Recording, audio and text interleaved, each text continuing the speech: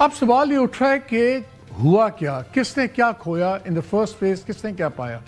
بہت سی شہادتیں ایران کی ہوئی، بلینز آف ڈالرز کا نقصان ہوا، لیکن ایران نے پایا کیا؟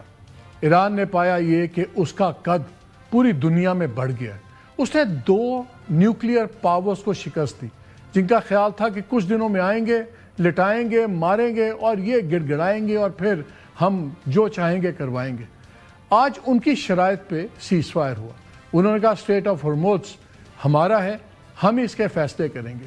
سیز فائر بھی اسی بیسس پہ ہوا اور اس میں باقاعدہ لکھا گیا کہ جو بھی شپس گزریں گی وہ ایران کی افواج سے کوارڈینیٹ کریں گی اور اس کے بعد گزریں گی، اور ساتھ انہوں نے کہا ٹیکنیکل لمیٹیشنز بھی ہوں گی کتنی گزر سکتی ہیں، لیکن یعنی کہ اس پیسج وے کا جو سوورینٹی کا رائٹ ہے وہ ایران نے نہیں چھوڑا، وہ بھی اس پہ آ گیا۔ اس کے بعد آپ یہ دیکھیے کہ سیز فائر یہ ہوا کہ کہیں بھی آپ حملہ نہیں کریں گے، انکلوڈنگ لیبنان اور وغیرہ، اس پہ بھی امریکہ ایگری کر گیا۔ کھویا کیا؟ امریکہ نے کیا کھویا؟ جب یہ جنگ شروع ہوئی تو اس کے دوران میں ہم نے دیکھا کہ اس نے اپنا وقار کھویا، اس نے اپنے ایلائز کھوئے، پورا نیٹو اور یورپ ایک سائڈ پہ کھڑا ہو گیا، ان کے ساتھ نہیں کھڑا ہوا۔ ایون اسپین، فرانس، سوئٹزرلینڈ، انہوں نے تو یہاں تک ان کے جہازوں کے لیے اپنی فضائی حدود بھی بند کر دی، اس نے وہ بھی کھویا۔ اس نے اپنا وقار کھویا، اس نے بلینز آف ڈالرز لگا دیے، اسلحے کے انبار لگا دیے، اور اس کے بعد کیا ہوا؟ اپنا کروڑوں آف ڈالرز کے اکوپمنٹ کا نقصان بھی ہوا، 13 اس کے لوگ مارے بھی گئے، اس کے ڈپلیٹ بھی ہوئے۔ اسرائیل کے ساتھ بھی یہی ہوا، اسرائیل کے اندر اپنی تباہی پھیری۔ اینڈ میں ہوا کیا؟ وہیں پہ بات کھڑی ہوئی ہیں جنگ سے پہلے تھی۔ جو ایشوز نیوکلیئر کے تھے وہ پہلے بھی نیگوشیٹ ہو چکے ہوئے تھے، لیکن جب عمان کی بات ہوئی، ایران نے پہلے کہہ دیا تھا کہ ہم نیوکلیئر ہتھیار ہم نہیں بنانا چاہ رہے، ہمارے پہ تو اپنے سپریم لیڈر کا فتویٰ ہے، اس لیے وہ ہم نہیں بنا رہے، ہم اپنا میزائل پروگرام کٹیل نہیں کریں گے، وہ انہوں نے ابھی بھی کٹیل نہیں کیا۔ اسٹریٹ آف ہرموز اس حملے سے پہلے کھلی ہوئی تھی، اب دوبارہ کھل گئی ہے۔ یہ strait of Hormuz cause of war نہیں تھا، کانسیکوینس آف وار تھا، وہ بھی نہیں ہوئی۔ امریکہ نے اپنی ساکھ بھی کھوئی، اپنے لوگ بھی کھوئے، بلینز کا نقصان بھی کیا، اور آج اسی سٹیج پہ بات چیت پہ جہاں پہ انہوں نے عمان کے ساتھ جب بات چیت چل رہی تھی اور تمام چیزیں تقریباً طے ہو گئی تھیں، اس میں گن مار دیا اور وہاں سے حملہ کر دیا اسرائیل کے کہنے پہ۔ ابھی 2-3 ایشوز ہیں، اس میں بھی میں آپ سے ایک نیوز شیئر کروں گا۔ ایک ایشو جو آج ڈونلڈ ٹرمپ نے ایک ٹویٹ بھی کیا ہے، اس نے کہا ہے کہ ہم بڑی کلوزلی کام کریں گے ایران سے، جس کے اندر بڑی پروڈکٹیو رجیم چینج ہو گئی ہے۔ There will be no enrichment of uranium, کہ یورینیم کی انرچمنٹ نہیں ہوگی، اور ہم یہ یونائٹڈ اسٹیٹس ایران کے ساتھ مل کے کام کرے گا کہ جو پہلا انرچ یورینیم ہے اس کو نکال لیا جائے اور سب کچھ، اور ہم ٹیرف اور سینکشن ریلیف یہ بھی ساری بات کریں گے۔ یہ خیر ان کا دعویٰ ہے، سب کچھ ہے۔ میری اطلاع یہ ہے کہ جب لاسٹ کانورسیشنز ہو رہی تھی انویسٹمنٹ کے اوپر، تو ٹیسٹ ایک انڈرسٹینڈنگ ہو گئی ہوئی تھی، اور وہ یہ کہ ایران اس حد تک مان گیا ہوا تھا، جو اطلاعات آ رہی ہیں، کہ اگر انرچمنٹ یورینیم کی ایرانین سوئل کے اوپر نہیں ایکسیپٹیبل کسی کو، تو وہ ہو سکتا ہے وہ پاکستان میں کر دی جائے ایران کے لیے، انٹرنیشنل اٹامک ایجنسی کے سپرویژن کے تحت، کیونکہ پاکستان کا ریکارڈ بڑا سیدھا ہے۔ تو وہ بھی ایک ایشو نہیں رہا اب۔ سو اگر آپ دیکھیں تو جو سیریس ایشوز تھے نیوکلیئر والے، ان میں سے کوئی بھی ایشو نہیں رہ گیا، وہ تو پہلے بھی تھا۔ پھر تھا ایشو رجیم چینج کا۔ اب وہ جس کو کہتے ہیں کال ان کے رجیم چینج، میں تو اس کو گورنمنٹ چینج کہتا ہوں، وہ کہتے ہیں کیونکہ ہم نے اتنے لوگ مار دیے اب ایک نئی رجیم ہے۔ نہیں، اسی سٹرکچر کے اندر سے ہی نئے لوگ اوپر آئے ہیں۔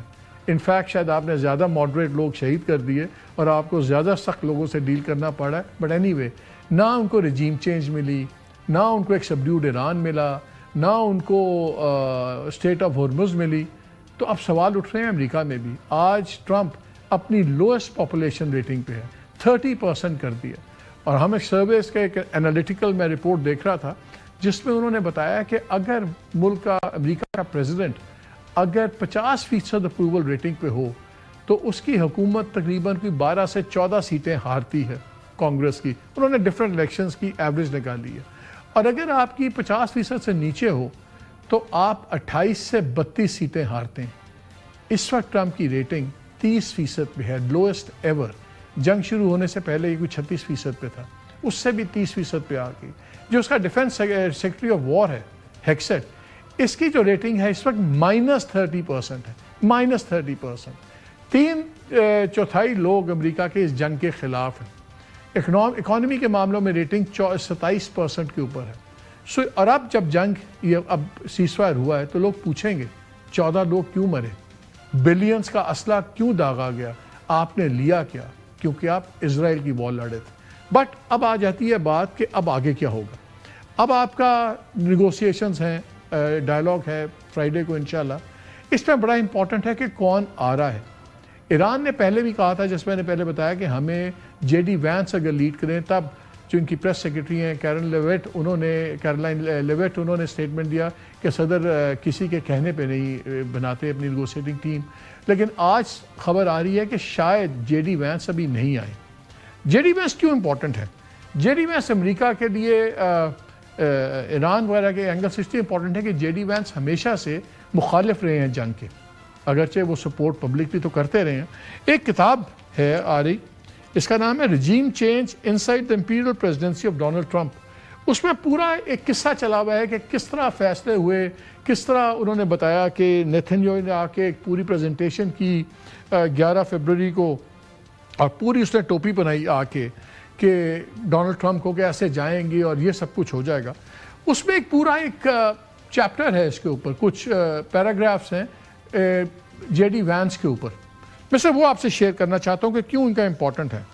اس میں وہ بتاتے ہیں رپورٹرز دونوں کہ ٹرمپ کے انر سرکل میں جے ڈی وینس سے زیادہ کوئی بھی اس جنگ کا مخالف نہیں تھا, کیونکہ اس نے اپنا پولیٹیکل کریئر بھی اسی بات پہ بنایا تھا کہ جنگیں نہیں ہونی چاہیے, ملٹری ایڈونچرزم نہیں ہونا چاہیے, کیونکہ یہ ایک بہت بڑی ریسورسز کی تباہی ہوتی ہے اور بہت مہنگا یہ کام ہوتا ہے جنگیں لڑنا. وہ کوئی ڈو نہیں تھا, he was not a do.